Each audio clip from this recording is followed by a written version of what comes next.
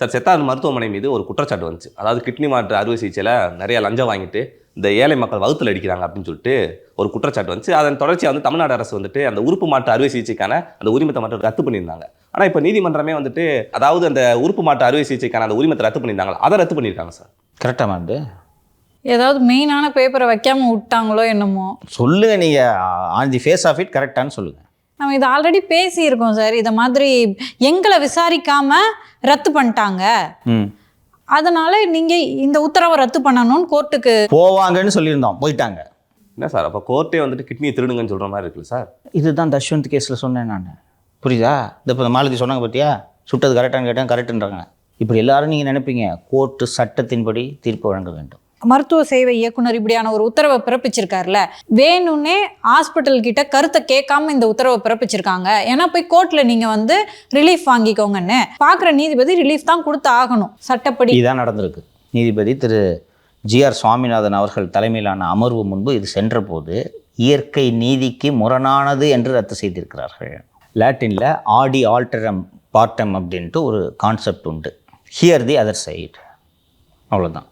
இந்தியாவில் நெருக்கடி நிலை காலத்தில் என்று நான் நினைக்கிறேன் கிட்டத்தட்ட ஒரு 1000 பக்கம் ஜட்ஜ்மெண்ட். அது Maneka Gandhi versus union of இந்தியான்ட்டு மேனகா காந்தியோட பாஸ்போர்ட் ரத்து செய்தது தொடர்பாக அவர் தொடுத்த வழக்கில் இயற்கை நீதி என்றால் என்னவென்று அந்த விரிவான ஒரு தீர்ப்பை உச்சநீதிமன்றம் வழங்கி இருக்குது. இன்றும் அது பைபிள் போல சட்டக்கல்லூரி மாணவர்களால் படிக்கப்படுகிறது. என்னதான் நீ சொல்கிறன்ட்டு உங்கள் சைடு கேட்காம உனக்கு தண்டனை வழங்கக்கூடாது, ரைட்டா? அது நமக்கு பதைக்கும். யோ நீ அவ்வளோ கிட்னியை திருடி இருக்கிறான், ஆனால் நோட்டீஸ் சர்வ் பண்ணணும். இந்த மாதிரிங்க அவங்க மேலே இந்த முறைகேடு வந்திருக்கு, நோட்டீஸ் சர்வ் பண்ணிவிட்டு அவன் என்ன விளக்கம் கொடுத்தாலும் நீ அதை ஏற்றுக்காமல் டிஸ்மிஸ் பண்ணுறது ரத்து பண்ணுறதுன்றது வேறு, புரியுதா? அவன் சொல்லுவான் இந்தந்த காரணங்களுங்க அப்படின்னு சொல்லிட்டு சொல்லும்போது அவன் எவ்வளோ எழுதி கொடுத்தாலும் செல்லாது, ரிஜெக்டட், ரத்து அப்படின்னு சொல்லியிருந்தா கோர்ட்டு தலையிட்டு இருக்காது. நோட்டீஸே கொடுக்காம எப்படி ரத்து பண்ணுவீங்க? அரசு வேண்டுமென்றே பண்ணியிருக்கேன். வேறு என்ன, நான் கிள்ற மாதிரி கிள்றேன், அழுகுற மாதிரி அழு, இவ்வளோதான். GR சுவாமிநாதன் எல்லாம் சட்டம் தெரிந்த நீதிபதி, புரியுதுங்களா? காரணம் இல்லாமல் இதை ரத்து செய்ய மாட்டார். வேண்டுமென்றே இப்படி செய்வது.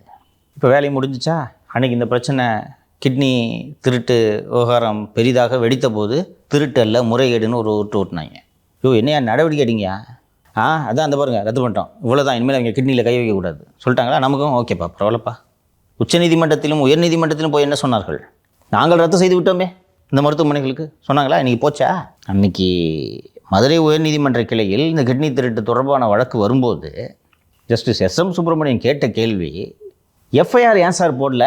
சார் நாங்கள் கிட்னி அறுவை சிகிச்சைக்கான அனுமதியை ரத்து பண்ணிட்டோம் சார், அது இருக்கட்டும் சார், நடந்த அஃபென்ஸுக்கு FIR ஏன் போடலை என்று கேட்டபோது அரசு வழக்கறிஞர் அஜ்மல் கானிடம் பதில் இல்லை. இடி வந்துடும் சார், நான் சொல்ல முடியும் அங்கே போய். இன்னைக்கு உயர்நீதிமன்றம் தலையிட்டு இதில் சிறப்பு புலனாய்வு குழுவை அமைக்காமல் இருந்திருந்தால் இன்றைக்கி இந்த GRS ஜட்ஜ்மெண்ட்டோடு சேர்த்து இந்த விஷயமே முடிஞ்சிச்சா? கிட்னி டிரான்ஸ்பிளான்ட் லைசன்ஸ் வந்துருச்சாப்போ, எவ்ரிபடி ஹாப்பி. திராவிட ஆனந்தன் ஃபுல் ஃப்ளிட்ஜில் கிட்னி வாங்கலையோ கிட்னின்ட்டு வியாபாரத்தை ஆரம்பிச்சிருப்பார். இப்போ ரோல்ஸ் ரைஸ் கார் வாங்கிடலாம். எப்பேற்பட்ட கான்ஸ்பிரசி இது, தெரியுதா? இதனால தான் அந்த இயற்கை சமன் செய்து கொள்ளுன்னு சொன்னேன்ல, நடுவில் SM சுப்பிரமணியம் ஒரு நீதிபதி குறுக்க பூந்தாரா? பிரேமானந்தா சின்ஹா தலைமையில் SIT போட்டாங்க, அதோட அப்டேட் என்னங்க சார்? விசாரணை நடந்து கொண்டு இருக்கிறது. லாஸ்ட் வீக் மதுரை உயர்நீதிமன்ற கிளையில் இது விசாரணைக்கு வந்தபோது இந்த ப்ராக்ரஸ் பத்தாது, டீட்டெயில்டாக ப்ராக்ரஸ் ரிப்போர்ட் அப்போ தான் வந்து இந்த மனுதாரர் எங்கள் FIR பிளாக் பண்ணி வச்சுருக்காங்க இவங்க என்று சொல்லும்போது எல்லா டீட்டெயில்ஸோடையும் எடுத்துக்கிட்டு வாங்க அப்படின்ட்டு அவங்களுக்கும் காப்பி கொடுத்துருவாங்க. அதனால் வாங்க என்று சொல்லியிருக்காங்க. இதில் இன்னொரு விஷயத்தையும் நம்ம பார்க்கணும். இப்போ இந்த FIR பிளாக் பண்ணி வச்சுட்டாங்க, ரைட்டா? ED ஆஃபீஸர் எழுதுகிறாங்க, இந்த மாதிரி நீங்கள் கோர்ட்டில் இப்படி ஒரு வழக்கு நடந்துகிட்ருக்கு, அதில் நீங்கள் FIR ஃபைல் பண்ணியிருக்கிறதா சொல்லியிருக்கீங்க, அந்த FIR காப்பி கொடுங்கன்னா அப்பவும் கொடுக்க மாட்டாங்கப்பா, EDக்கே கொடுக்குறதில்லப்பா. கொடுத்தா நீங்களை அரெஸ்ட் பண்ணுவேன். இதையொட்டி தான் இன்னொரு விஷயத்தை பார்க்க வேண்டும். எனது அருமை நண்பர் நேரு நேற்று பேசியிருக்கிறார். என்ன பேசினார்? BJP குறி வைக்குது, ஒவ்வொருத்தரையும் யாரை குறி வைக்குது? திமுகவில் இருக்க ஒவ்வொரு அமைச்சர்களையும் முக்கியமான நிர்வாகிகளையும் குறி வச்சு தூக்குறாங்க அப்படின்னு சொல்லியிருந்தார். ஆனால் வந்துட்டு நம்ம பந்து மாதிரி எந்திரிச்சு வந்துக்கே இருந்தார். என்னங்க சார், திரு செந்தில் பாலாஜிக்கு வீடியோ போட்டா மாதிரி முதலமைச்சர் வீடியோ போடுவார் அப்படின்னு பார்த்தா தனியாக நின்று புலம்புறாரு. அவர் நேரு பேசுனதுலேருந்து என்ன புரிஞ்சுக்கிறீங்க? ரெண்டு பேரும் கான்ஃபிடென்ட் இழந்துட்டார் சார். ஒன்று, அப்புறம் அதுக்கே தெரிஞ்சுட்டு எல்லாத்தையும் தூக்க போகிறாங்க. தான் ஜெயிலுக்கு போகிறது உறுதின்னு தெரிஞ்சிடுச்சாங்க சார். 2, தனியாக சண்டை போடுறார் நேரு. இதை புரிஞ்சுக்கணும். கட்சி தானே டிஃபெண்ட் பண்ணியிருக்கணும், புரியுதா? இதெல்லாம் அஞ்ச மாட்டான். என்ன ஏன் நேரு மட்டும்தான் அதுக்கு பதில் சொன்னார், ஞாபகம் இருக்கா? முனிசிபல் அட்மினிஸ்ட்ரேஷன்லேருந்து இது கிட்டத்தட்ட 888 கோடி இல்லையா? ஒரு போஸ்ட்டுக்கு 35 லட்சம்னு வச்சா 888 கோடி அதில் நடந்திருக்கு. ஒரு 800 கோடின்னு வச்சுக்க, 88 விட்டுருவோம், 800 கோடி வந்திருக்கு. இந்த 800 கோடியும் நேரு எடுத்துருக்க முடியுமா?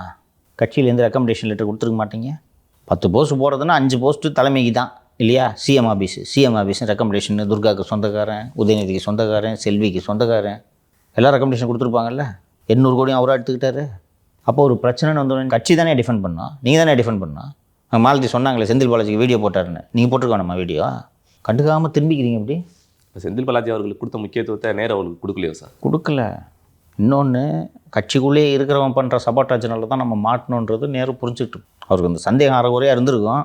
நண்பருக்கு நான் இந்த நிகழ்ச்சி வாயிலாக சொன்ன செய்தியை கப்புன்னு பிடிச்சிக்கிட்டு இருந்திருப்பார் அவர், தெரிஞ்சிருக்கும். அப்போ எப்படி இருக்கும் அவருக்கு? இப்போது நேருக்கிட்ட பிஜேபி என்ன டீல் பேசும்? போட்டி போடாதீங்க, காசை இறக்காதீர்கள், இதுதான் டீல்.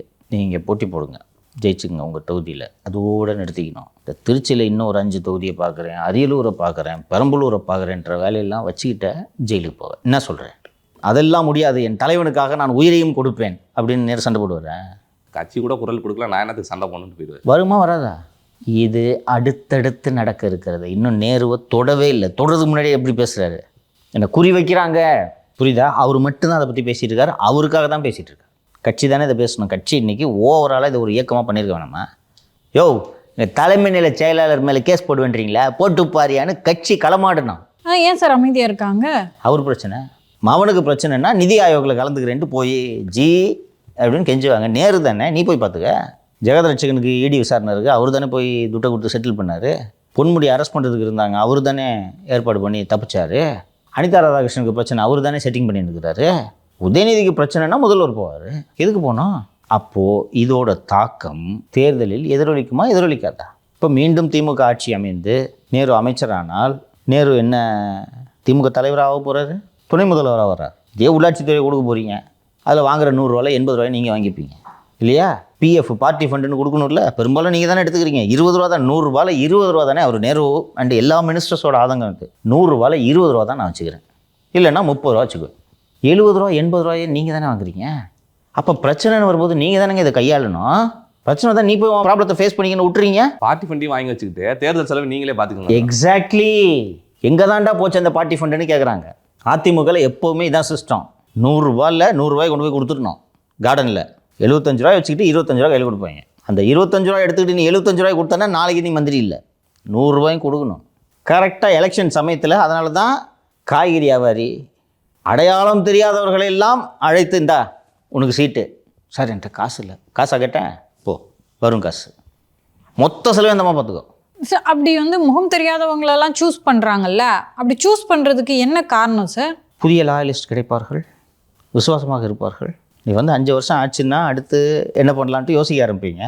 அப்படி உனக்கு யோசனையும் இருக்கக்கூடாது, உனக்கு மூளைன்றதே இருக்கக்கூடாது. இன்னொன்று, யாருமே நம்ம இன்டிஸ்பென்சிபிள்னு நினச்சிக்கூடாது.